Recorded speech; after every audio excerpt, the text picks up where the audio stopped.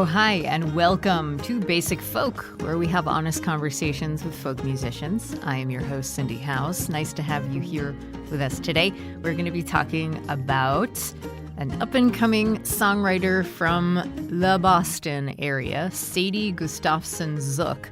There is a lot going on with Sadie. Raised in a supportive Mennonite community near Goshen, Indiana, Sadie was playing in her parents' folk band from the age of 6. Homeschooled until grade 5, she learned to channel her feelings through writing. After graduating from Goshen College, she moved to Boston in order to experience life outside of her community and to further her education. She recently completed a master's in jazz voice at Longy School of Music in Boston, and the way she incorporates jazz brings this refreshing burst of energy into her original music. The songs on her latest record, Volume 1, were finished recording before the pandemic started. It's actually an EP.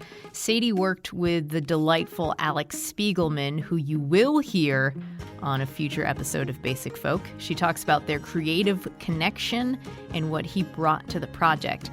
There are plans for a full-length album, as in, like, that was Volume 1. Volume 2 is going to come out, but who knows when that will be in this world of uncertainty. That very topic of uncertainty is something that she is quite familiar with and has reflected on in her songs, even as a person in her early 20s. We talk about the ability to cultivate that wisdom at a young age. There has also been a pretty significant arc in her presentation of gender. She talks about how this is her first release as an out lesbian and the evolution of her relationship to gender. Still based in Boston, Sadie is one of the most exciting up-and-coming songwriters coming out of the next generation of Passim musicians, that Passim circle, and I'm excited to welcome her to the podcast. We're going to check out a song from her Volume 1 EP. Let's hear Bird Song, and then we'll get to our conversation with Sadie Gustafson-Zook on Basic Folk. Bird song makes me squirm, 'cause I've learned to assume it's from a man standing by the road, sick in tow, making all kinds of demands. Smile sugar sweet, eyes concrete, I stare intensely, longing to appear so austere, with a pinch of strong and angry. I like looking bad, like a bag, feeling the security of thinking no one's there who would care or make remarks at me. When I'm feeling fine, I resign to the fact that there are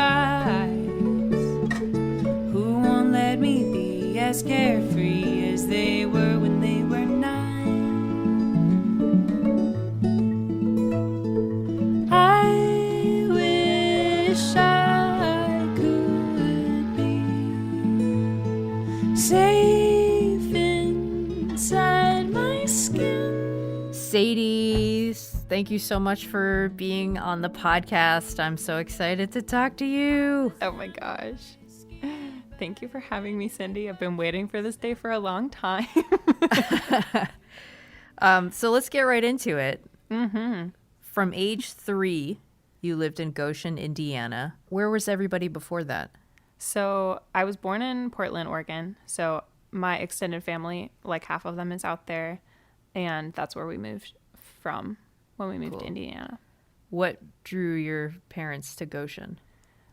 So my mom got a pastoring job in Goshen. She had gone to a wedding in Oregon for some like friends, and then someone from Goshen was at the wedding and asked her then, I think like pretty point blank, like, hey, do you want to move to Goshen to be a pastor at this like small church? And she was like, maybe, I'll think about it. And wow. Then we moved. But also Goshen was like, my dad went to college in Goshen, so it wasn't a totally new or random place. Wasn't unfamiliar. Yeah. Had she been a pastor previously? She was ordained, or like she'd gone to seminary and all of that. I grew up in the Mennonite church, which is it's like a pretty broad category, but we were like the liberal kind of Mennonites. So like I don't have a lot of church trauma, I don't think. But the church was a really big part of my upbringing. And especially since my mom was a pastor for most of my childhood, just going to churches and hanging out and having friends at church events was like a big part of my childhood. Yeah, can you talk a little bit more about being raised Mennonite, like what specifically that looked like for you and how you connect with its teachings? Sure. The Mennonites are like a group of Protestants that kind of believed in not baptizing children. So you would be baptized whenever you decided that you were ready to join the church, kind of as like a statement of like, this is a personal decision for me and not like just something that I'm born into, which ironically, like I haven't been baptized and it wasn't a problem. But yeah, so I went to a Mennonite middle, high school, and college. The town of Goshen is a very Mennonite town where like all of the liberal Mennonites live in Goshen, kind of. Not all of them, but lots of them. Just as like values wise, Mennonites are very into like community, and they're like a pacifist denomination. And so like very like, let's talk it out. Let's try and figure out non-violence ways of dealing with things. And there's lots of potlucks, lots of hymn singing, lots of quilt making. I think like I picked up a lot of things in terms of baking, sewing, kind of crafty, making things kind of things from Mennonites. And then also like singing was just something that happened. It was just like a part of being with people. And so like all of the children's choirs and stuff that I was in, they were all kind of associated with the Mennonite church as well. Or at least were run through the Mennonite college that was like, they had a community school of the arts and had a lot of classes and stuff. Even though not everything was like really explicitly Mennonite, like most of the circles that I grew up in were really kind of like cradled within the Mennonite church. So your parents, Les and Gwen, they seem like such sweethearts. Yeah, they're very nice. So your mom was a pastor. Is she still a pastor? So she's still ordained. She's currently like in school getting her doctorate of ministry, but she's not currently like working with a congregation. And what does your dad do by trade? So right now he works for a Mennonite organization that does kind of relief work for like international relief kind of things. So he's doing kind of fundraising for that organization. And they're both musicians, and they each play multiple instruments. And they encourage you to learn violin when you were 4, and then you actually started performing in their folk band when you were 6, which sounds very cute. Yeah. For a while when I was younger, my dad was a like full-time musician, and he was doing like school shows in elementary schools with a bunch of different instruments. So like, oh my gosh, just that context, like he is a very good auto harp player, and for a while that was like his trade. And then I think he kind of got tired of self-promotion and then switched to like, okay, I have a social work degree, and like what can I possibly do that is like integrates music some, but is like just different. How did your parents' approach to music in your house growing up help shape the type of musician you are today?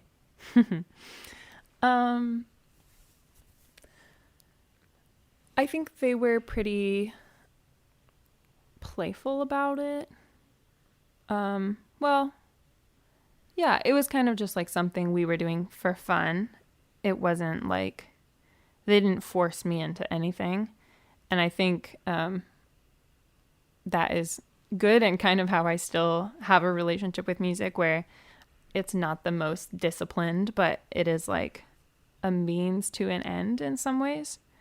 But also, like, as a small child, when I started playing fiddle in the little family band, like, I think there was a little bit of feeling like, okay, I have to do this because my parents want me to do this. And I also really enjoyed it. But I think there was some pressure there. And it wasn't, like, entirely playful, but yeah. Do you remember when you were 4 and started playing the violin? Because I, like, cannot, like, I don't have any somebody must have told you like, oh, you were 4 when you started playing violin. Because like, I can't think back and be like, oh, when I was 4, I was doing whatever. Sure. Yeah. I don't think I remember being 4. I think I have memories from like maybe being 5 or 6, but I don't remember the very beginning. Like, I don't remember learning the violin. I don't have any memories of not being able to play the violin. I want to talk about your friendship with Ethan Satyawan, who's a very talented musician, very talented mandolin player, also from Goshen, right? Same hometown.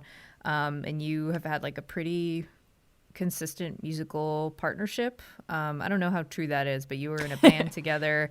You played in duos together, and you've played shows together, and he produced a record of yours. And I read that your dad, I don't know if your dad encouraged him to start playing mandolin or like taught him how to play mandolin, but where did that friendship and musical partnership begin, and how do you think you've benefited from knowing each other? Yeah. So me and Ethan go way back. His family started going to my church when he was in 5th grade. And at that point he was like a bookish kid, a bookish homeschooling kid that I think he played cello in like community orchestras and stuff. And I think my dad he definitely encouraged him to play the mandolin. I don't know if he gave him his first lesson or not, but he definitely was like, he will take a little bit of credit for being involved at least. But yeah, so there was this band called the Band of Goshen that was like my dad, our friend Kent on the bass, and then my mom and me and Ethan, and then like some other kind of rotating people that would play for contra dances. And so once Ethan picked up the mandolin, and once it became clear that he was like super serious about it and like extremely talented, it was very clear that like playing with Ethan was extremely different from playing with my parents. And then Ethan moved to Boston. He was now in college. I mean, I didn't know that Boston was like a hub for music in any way before Ethan. Like, he told me about all of these bands that ended up being like people that I really greatly admire, and then people that like now some of them I know personally, which is very fun. Like, I didn't know about Berkeley. I didn't know about the New England Conservatory, like any of the like, I don't know. There's such a scene in Boston, especially for bluegrass, which isn't really my genre, but I hung out with a lot of bluegrass people due to my relationship with Ethan. And yeah, I just like wouldn't have had any idea had it not been for Ethan. And I think he was like a really great instrumentalist on its own. And then I think playing with me helped him kind of figure out how to play with singers and how to like honor songs and not just tunes. Cause I feel like for a lot of these very like genius young musicians, like they get so into like the vibe of tunes, like music without words. They kind of elevate that as like the best thing you can do is like this really elaborate tune situation. Right. Oh, and I think that playing with me was probably helpful for him in terms of like helping him kind of expand his own playing into like, I don't know, things that were just not the same vibe as what he had been doing before. Sadie, you were homeschooled until you were in the 5th grade. How do you see that experience reflected in your personality and the way that you connect to people? I was a really social homeschooler. So the reason that I quit homeschooling in 5th grade was just because I wanted to be around more people. But we were very like unschooled kind of just the philosophy that you're learning all the time and there are lots of different ways to learn things. And especially in elementary school, like there are, you know, some things that you really need to learn and sit down and think about, like reading and like some math kind of stuff. But a lot of it, like you can kind of just pick up if you're put in a situation that is like go to a museum or like, I don't know, bake and then learn about fractions and stuff. I think the casualness of like the homeschooling that I had been a part of was very formative and has kind of carried through into the way that I make music and the kind of music that I make, that I'm like trying not to be like super analytical about it and kind of just like go with the flow and see what comes out.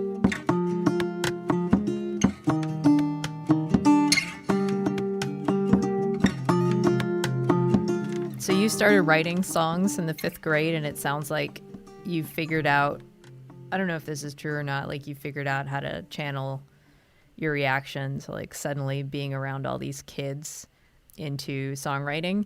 How did writing make you feel? Like, how did it help, and how does it feel now in comparison? It gave me like a pretty tangible way to organize my thoughts about relationships as I was like entering a space where suddenly I was having many more relationships, just like interpersonal or romantic, like whatever, than I had had before with like peers as opposed to like adults. I know I wrote songs before 5th grade, but in 5th grade, I remember like my first song about like this kid who like had an accident on the playground and like the ambulances came and then I had a crush on him and then he got wheeled away and it was really a dramatic song and I liked him and he didn't like me and then I felt like very sad for the rest of the day and then I like went home and wrote this song and I just felt like I was like pouring out my emotions. And then later I played it for a friend and he recorded it and then secretly played it for the kid that I had written it about. And like he like was not into it and like That didn't sounds think it so was cool. dramatic. It was very, very dramatic. Yeah, so he like didn't think it was cool. He was like, no, I won't go out with you.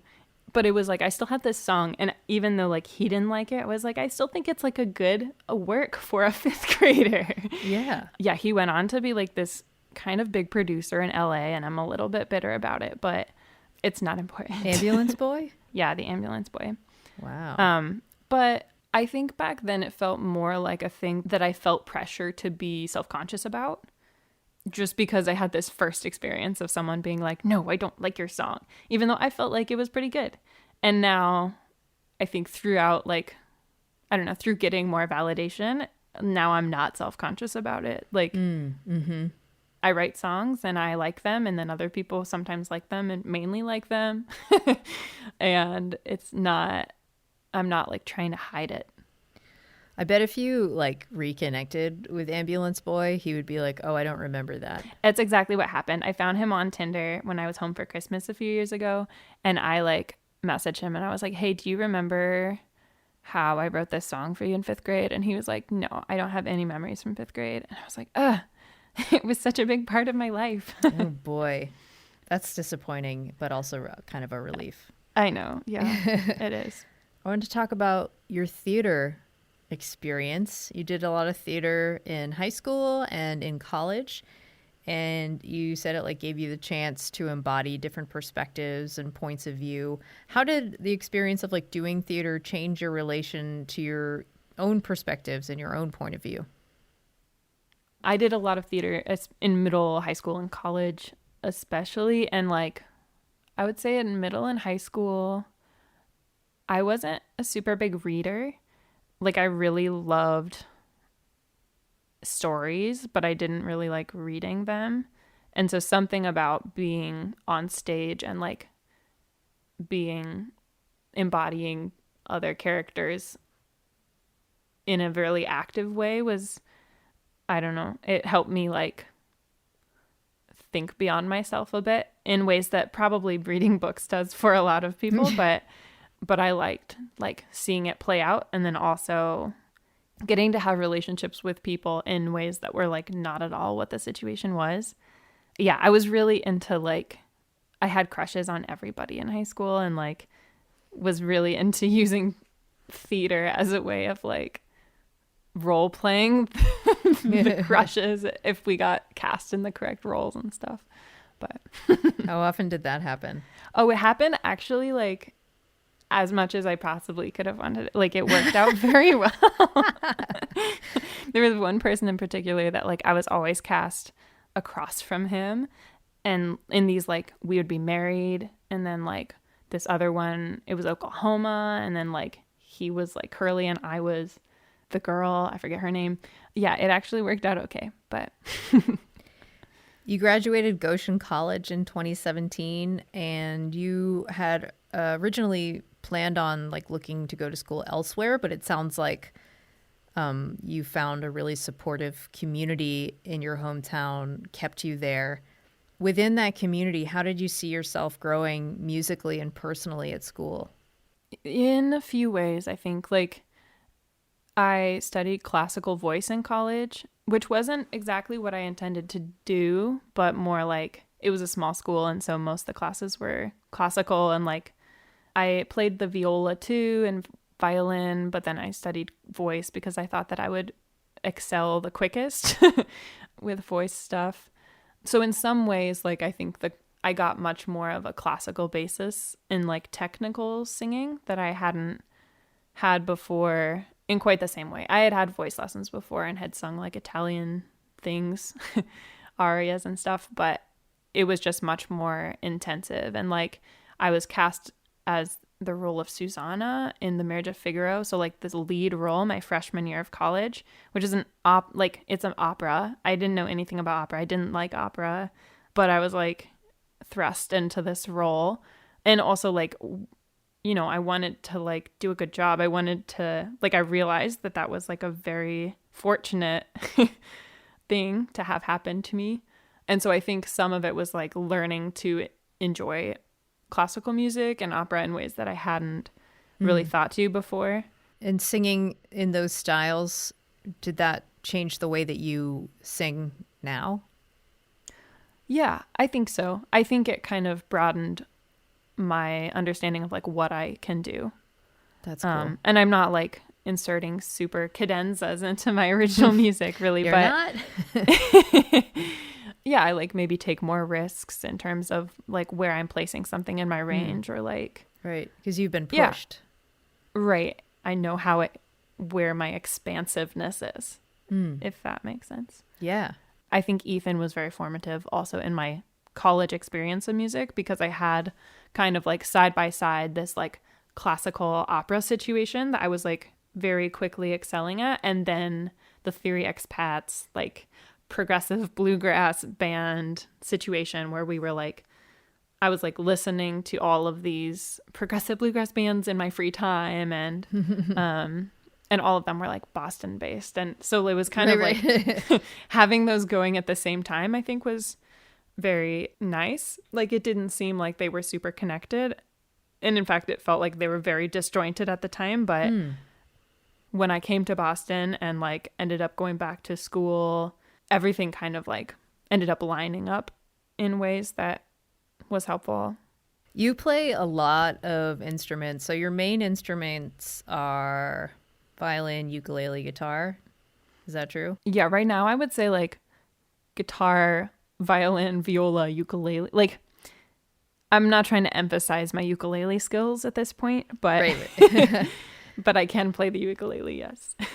I read that you play, and I might be missing a couple, viola, saxophone, piano, mandolin, cello, bass, banjo, as well as guitar, violin, ukulele. I think like growing up in a house where my dad had so many instruments, I was like quite a dabbler. So I don't want to say like I'm proficient in all of those because I'm definitely not. But like if somebody gave you a stringed instrument that you'd never played before, like could you pick it up and just figure out how to play it? Probably. Like I could play a few songs on it. I don't want to like overstate my abilities, but like stringed instruments make sense to me, and I can usually figure out how to make some sounds. So how do you think like learning all these different types of instruments or having that kind of like setting in your brain when you pick up a stringed instrument, you're like, oh, obviously this is what you do. Like to me, that sounds like amazing. It's like being able to pick up any language because you know a lot of different languages, and then you're like, oh, this is how language works. Except not at all. Language is so weird. But how does being a multi-instrumentalist benefit your creative endeavors? I think it gives me a lot of different influences to draw from. Like there have been times that I've been really trying to focus on like playing violin while singing, or like my last album, that was like a moment in time when I was like, okay, cool, my thing is going to be playing violin and singing at the same time. And that didn't necessarily end up happening. I was listening to like Laura Cortese and like Andrew Bird and like more people who were doing that kind of thing at that time. Whereas like then I moved to Boston, and then I realized that traveling with two instruments on the bus is not that helpful. And so I was like, okay, I'm just going to play guitar now, mainly to accompany myself. Right now, I've kind of been paring back a little bit and trying to just focus in more on especially the guitar and like voice and guitar and ways that they can work together. I feel like I had more of an identity as an instrumentalist when I was like in Goshen, because I was like with my family who had all these instruments, and I wasn't around musicians that were like really extremely proficient at all of the instruments. I feel like when I moved to Boston, I was kind of exposed to all of these like child geniuses that were at Berkeley, and and so Right. then like in comparison, it's like, no, I am not really a multi, like I play two instruments, like, okay. And yeah, I feel like it made me much less likely to like categorize myself in that way. Right. So, all right, I'm going to read some wise words that you wrote on your Kickstarter in 2017 as a senior in college. Okay. Constantly focusing on myself can lead to an endless echo chamber of uncertainty. While taking a moment to consider someone else's reality both takes the pressure off of me to figure out my own stuff and provides a refreshing glimpse into another way of life. This is very wise for like a 22-year-old, I think. How, in thinking about wisdom, like how did you cultivate that wisdom as a young person, and how do you continue to tap into that? I think my mom is very wise. And I think like just like as an individual, she's very smart and very wise, but also she's like a public speaker in the pastoral roles that she's been in. And so like growing up, I had this person that was just like, always had really solid advice, and like her sermons were not particularly, they were sort of scripture related, but it was more like storytelling and like. And you love storytelling. And I love storytelling. And I think I like picked up a lot of like turns of phrase and like, I think I picked up a lot of storytelling elements from her, and I like to think some of the wisdom too. I don't know. I was in middle school. I like always thought that I was like very wise for my age, which I'm not going to overstate my wisdom as a middle schooler, but like, I think part of like being homeschooled gave me some like elitism in my head about like, oh yes, like I understand things because I have friends that are adults, or like that I just like was around more adults than kids for some time in my life. Felt like I had like some well-roundedness that like gave me different perspectives, and like, the older I get, like the more I realize that I don't have other perspectives, and that like I need to seek those out. So like, for example, I read now. That seems like a very natural thing for like a smart young person to do. Like, it sounds very familiar to me in that like you're going to school with all these other kids, and you're like, there's something out there that I feel like I know and these kids don't know. When you're like 25, you're like, wait a second, I know nothing. And then you start to find out that that you were onto something, but you just like don't have the intellectual capacity to grasp it quite yet. Yeah, and that like I really only have so many perspectives in my understanding of like the worldview and stuff. Right. You have a strong activist spirit, and I wonder where your interest in social justice came from and how it's changed your approach to writing and looking outside of yourself. Mennonites are very service oriented and like encourage you to like place emphasis on helping other people. Since so much of my childhood and young adulthood has been within the Mennonite church, I've been conscientious as I've been writing songs about like, I've gone through a few stages, like not wanting to just write about myself. And I listened to an episode yesterday where Lizzie was just saying the same thing that I was about to say to you. Like, but like the church, the emphasis of the church on like focusing on other people was like encouraging me to make music about something that was more than myself. But as I did that, I like found myself feeling like I wasn't being super, like I wasn't having the most integrity about it because I wasn't speaking from my own experience. And like, it's hard to write music about situations that you really don't know anything about. And like, that's probably not my role. My shift now is just towards like writing music that people can kind of relate to in some specific way, and then that will make them be reflective of themselves. And that's like kind of a form of activism too. It's just like encouraging people to like really be self-reflective and just give people opportunities for looking inward.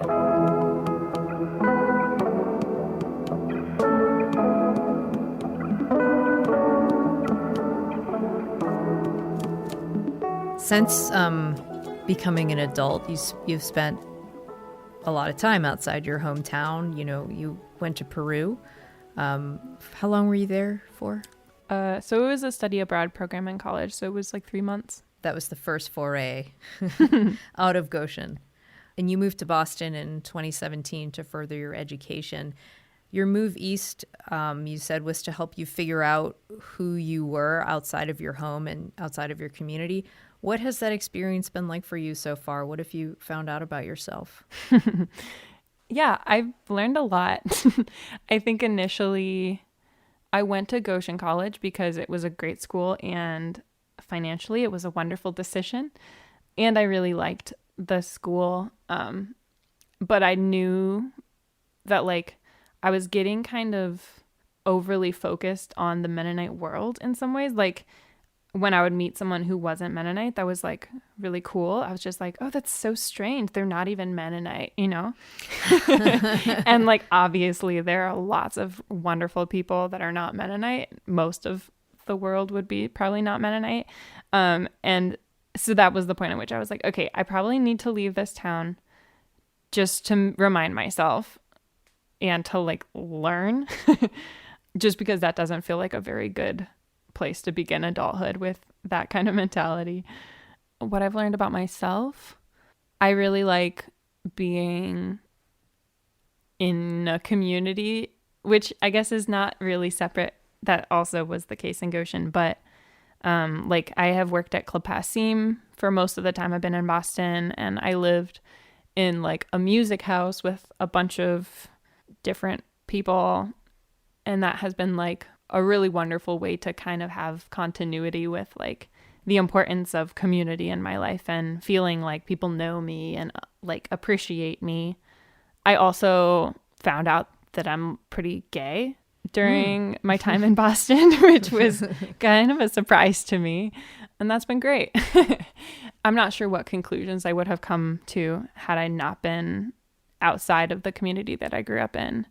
And I think that has been like a new theme in my music too, just because it's a new and exciting and feels like true in a way that a lot of my earlier music was very like projecting some imaginary like romantic experience that hadn't happened yet. And I feel like now I like have real subject matter to go to use. Congratulations on Thank you. discovering all of that exciting stuff about yourself. You recently completed your master's degree in jazz voice at Longy School of Music in Boston, which is like you snuck in there right under the wire before graduation shut down. Yeah. In 2019, right? Yeah. Yeah. So good work. I have this theory about jazz and you and your sense of humor. Okay. Like I want to know like why incorporating jazz into your music is so important, but also like you have this like great sense of humor. I'd like to hear like more about where that came from. And then the intersection of like humor and jazz, where you see that when it comes to your music. And maybe like my theory is that like understanding jazz for you helps you inject your personality into your songs. Yeah, I think that's like pretty true. I don't know that jazz would have been the only way to get into it, but like when I decided to go to school for jazz. I didn't really have a jazz background, and I knew that I wanted to be writing folk music. All of my formal instruction had been classical and really kind of like starchy. And so I was looking for more school that was not that. That was just like a way to encourage me to like, I don't know, get into my body more when I'm performing, or like not be as scared of making a mistake. And yeah, like using jazz chords in my writing as well. So I think, because before I like would get comments that, well, when I was a kid and I would perform on the violin, I would just be like really solemn faced and really still. And people would be like, you look so sad when you're playing the violin. Like, you should smile because it's nice. And I think I brought some of that into like when I was writing music in college, and it was still like, I was a pretty like still performer. Now I don't really think about it. Like, going to school for jazz was definitely part of what helped get me maybe like out of my head a little bit more, and more like, it's okay to move. It's okay to make a mistake, and it's okay to like be like in the moment when you're performing. And like, I think before I would get kind of like, I would just like think about other things when I was performing my music. And it was very much like going through the motions and like stay in the moment. Right. And I think that some of jazz and just like my graduate education was like, okay, how to stay like in your body when you're making music in a way that makes you easier to connect to the audience too. And how humor plays into that. I mean, I'm like a big advocate for like being kind of like unapologetically dorky, or just like not really worrying too much about what people will think about what I say. Like, I don't think I'm really that funny, but I think my delivery sometimes is like startling in a way that makes people laugh, which I like that. I love that you don't think you're funny. Well, no, so I think I'm a little funny, but like anything premeditated is not funny. Like, I don't think that I can like contain whatever humor that exists inside of me, because it always comes out in a way that I didn't expect it to. Let's talk about the new music. Yeah. Volume 1, the new release, is out now, which is an EP of songs that you finished recording before quarantine started. And the full length will be out next fall. What's the plan for the rest of the songs that haven't been recorded? And like, how might putting those songs on the shelf for like such a long time, like how might that change the songs of being away from them for so long? That's a good question. I think it might change the songs that I choose to record also. So like some of it, I mean, so I recorded half the songs, and then the other half of them, I like had a rough idea of what songs I would include. And like since March 15th, like I've written some songs that I really like. And I think I might rather include some of them than the ones that I had been planning on before. Just also knowing that the process will be so drawn out in terms of like if I'll ever tour these songs, and by the time everything is done. The recording process will probably be different from what it would have been before.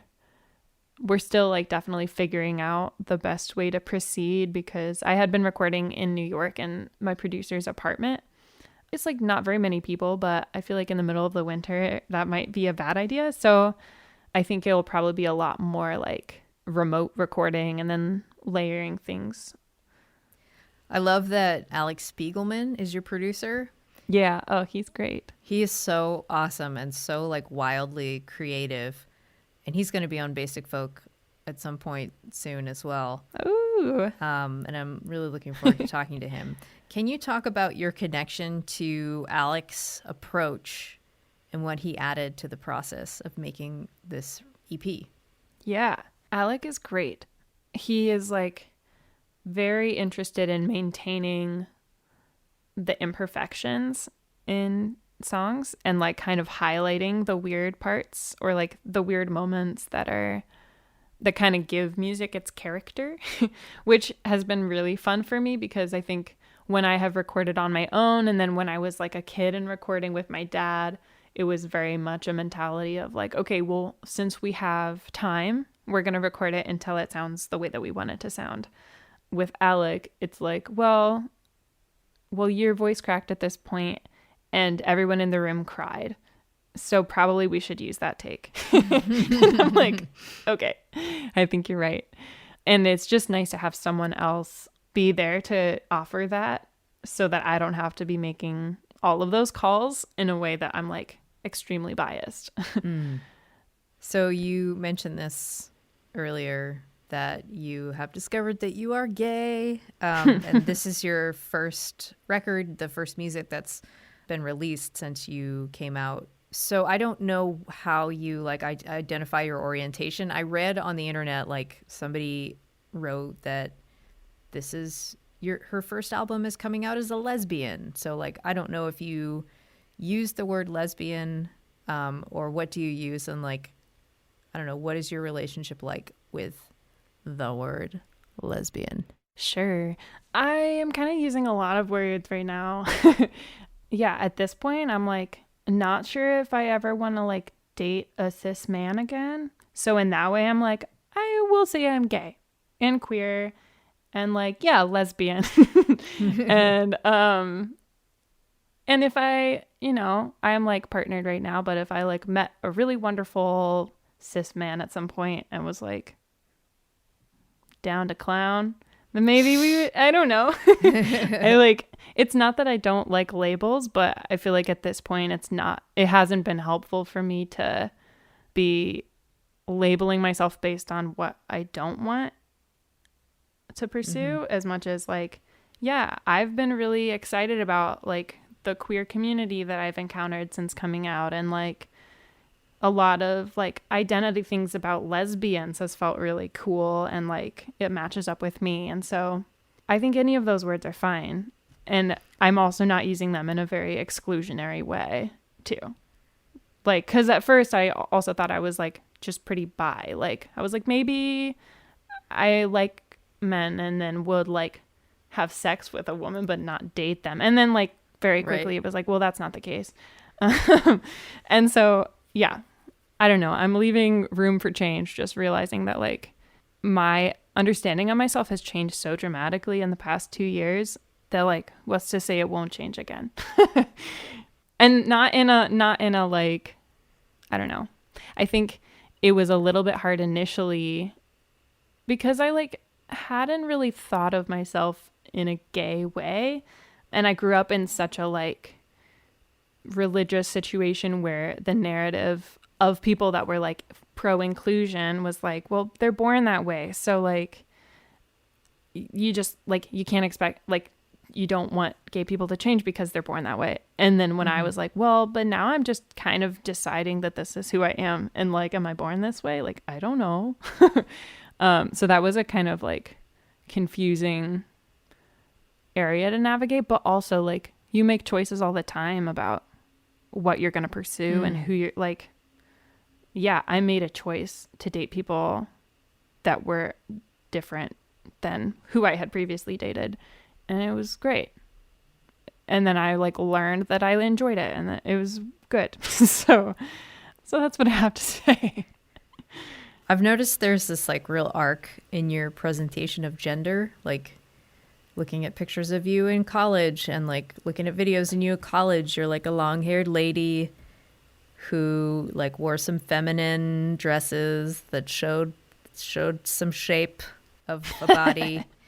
And now you look like pretty androgynous. You have short hair and you're like pretty neutrally androgynously dressed. So how has your relationship to gender evolved? I feel like it has been more about presentation than like actual gender identity for me, or like throughout my process of like coming out in a different sexual orientation than before. I feel like I went through this. Like initially when I came out, I was like, someone told me, we went on a date. I was wearing a dress. She told me that I didn't look like a gay person. And I was like, horribly offended. And obviously that's just like a mean thing to say. And then I started like buying all these mask clothing and like I cut my hair. And like that wasn't all due to that one date, but it was Sure. like me trying to figure out like, well, I haven't tried this. Like, would this feel genuine and good? And I think there was like a few months where I was like, okay, I'm going to like be dressing completely masculine and like throwing away all my dresses and things. And then I like kind of missed having a shape and like kind of missed some of the clothes that I had gotten rid of. And I think I've gotten to a point where I'm just not worrying about it quite as much. Like, I think also I got pretty hung up on like the butch femme dichotomy and trying to be like, well, where am I? Like, I feel like there's some butch people or like masculine presenting people that like, you know, it seems like they have always been like that. And that's like really has continuity. And I was like really wanting to be genuine to who I was, but also being like, okay, well, I had a tomboy phase in middle school. So like maybe there is some continuity but it doesn't mean that everything in between was like fake me. Yeah, I feel like I've kind of reached a point where I really love being comfortable and that aspect of like lesbianism really is appealing to me, and like outdoor wear. I'm just like, I found a coat that I really love. But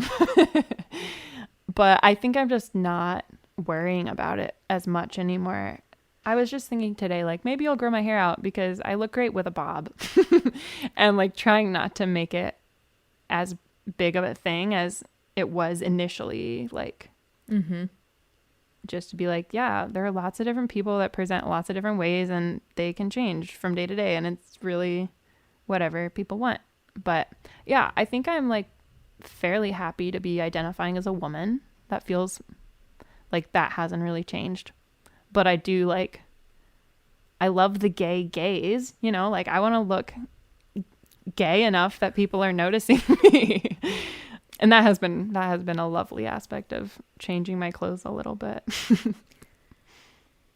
You're part of this really wonderful new generation of singer-songwriters and musicians who are centered around Boston and centered around New England. And your particular community kind of revolves around Club Passim, the folk venue in Cambridge. Since COVID, Passim hasn't been able to have in-person shows since March. I mean, no venues have.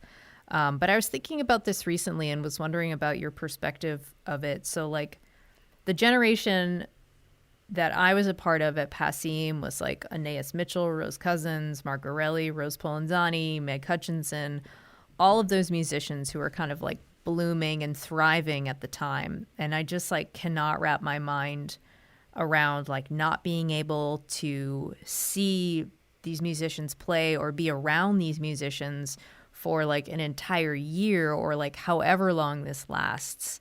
So what do you think? And you may be having a perspective because we've been doing this for almost a year now, but like, what do you think that this pandemic is going to do to like this generation of musicians who thrive on community, and what do you think it's going to do to those communities? Well, I think for me personally, like, it's pretty sad. Or like I really valued the community of my coworkers working at Passim and also the musicians that come through, and that like because of the pandemic, a lot of people have left. Like people have been moving, or if they were planning on moving on from Boston, like they might be quicker to do that now, as they might not be making money and having to pay rent in Boston and things like that. So in some ways it feels kind of sad and like just like everybody is dispersing. But also so much of the scene in Boston is built around music schools, and like people graduate and leave all the time. And so in that way, it seems like it's pretty consistent. I feel like my community has been ebbing and flowing for a few years as people have graduated school and left, and in that way, like it's just been more encouragement to like keep up with friends and musical connections from other parts of my life. And also just like you have to be a lot more intentional, just as any relationships during the pandemic. And some people have been doing some really cool things, like Liv Green and Nina DeVitri and Joby Riccio, which are all people that I kind of know from the Club Passim scene.